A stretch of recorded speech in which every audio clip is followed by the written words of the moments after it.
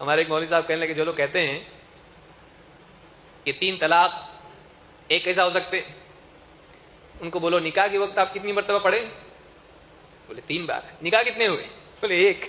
بولے 3 ایک کیسا ہوتے؟ نکاح 3 ہونا چاہیے نا آپ کے۔ تو جب تیرے 3 بار پڑھنے سے نکاح ایک ہی ہوا، 3 طلاق ایک کیوں نہیں ہوتا بھائی؟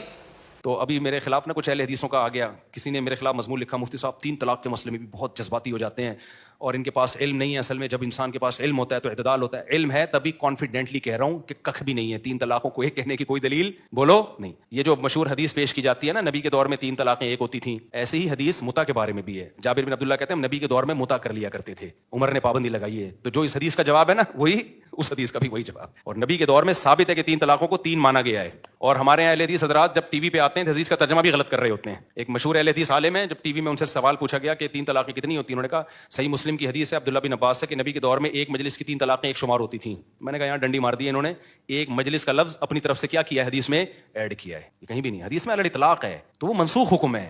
جیسے متع نبی کے دور میں ہوتا تھا لیکن نبی کے دور میں منسوخ ہو گیا تھا، جابر بن عبداللہ کو نہیں پتہ چلا۔ تو ایسے ہی نبی کے دور میں 3 طلاق ایک سمجھی جاتی تھی، نبی تھوڑی سمجھتے تھے، وہ صحابہ سمجھتے تھے جو زمانہ جاہلیت کے حساب سے، کیونکہ زمانہ جاہلیت میں 3 کو ایک سمجھا جاتا تھا۔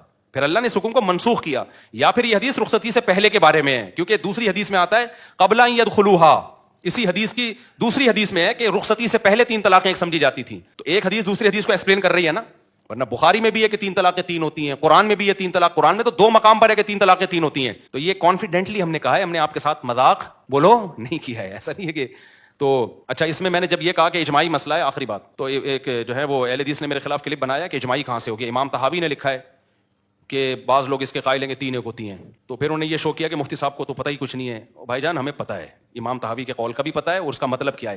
امام طحاوی نے لکھا ہے اپنے دور میں کہ بعض لوگ اس کے قائل ہیں کہ 3 ایک ہوتی ہیں، پھر امام طحاوی نے دلائل دیے ہیں کہ ان کا قول غلط ہے، اور آخر میں یہ ثابت کیا ہے کہ اجماع سے ثابت ہے کہ 3 3 ہوتی ہیں۔ کیا مطلب؟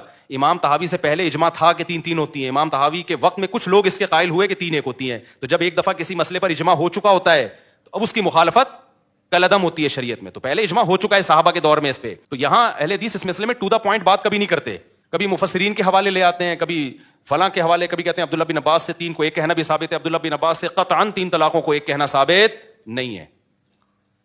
کوئی ہے تو ہمارے سامنے لے کر آؤ، ہم اس کا جواب دیں گے۔ تو کوئی کخ بھی نہیں ملتا اس میں، تو اس لیے۔ اور یہ جو امام طحاوی نے لکھا ہے نا کہ بعض لوگ اس کے قائل تھے کہ 3 ایک ہوتی ہیں، تو بعض سے اہل سنت بھی ہیں، کوئی شیعہ تو مراد نہیں ہے کہیں، کیونکہ شیعہ لوگ مانتے تھے، وہ شروع سے ہی ان کا عقیدہ ہے کہ 3 ایک ہوتی ہیں، اور بعض نے کہا 3 ایک بھی نہیں ہوتی۔ یہ شیعہ لوگوں کا ہے، یہ اہل سنت والجماعت کا نہیں ہے۔ یہ اہل سنت والجماعت کے یہاں 3 دے دی تو خلاص ختم، قرآن میں بھی ہے حدیث میں بھی ہے۔ اور میں اہل حدیث سے کہتا ہوں کہ قرآن حدیث کو صحابہ سے اچھا کوئی سمجھ سکتا ہے؟ کوئی ایک صحابی دکھا دو یار، ایک صحابی دکھا دو بھائی، ٹھیک ہے نا، ضعیف سند سے دکھا دو جنہوں نے ایک مجلس کی 3 کو ایک کہا ہو۔ اور میں آپ کو بہت سارے دکھا سکتا ہوں جنہوں نے ایک مجلس کو کتنا کہا ہو، 3 کہا ہو، اور دلیل میں قرآن کی آیت پیش کی ہے انہوں نے، عمر لا کا حوالہ نہیں دیا۔ تو یہ 3 طلاقیں دے دے کے جو بیوی حلال کر رہے ہیں نا، یہ کانفیڈنٹلی کہہ رہا ہوں، میں مذاق کے موڈ میں بالکل بھی نہیں ہوں۔ ایک چٹکلا سنا کے بس بیان ختم کر دوں، آج تھوڑا لمبا بیان ہو گیا۔ یہ جو میں نے کہا نا، یہ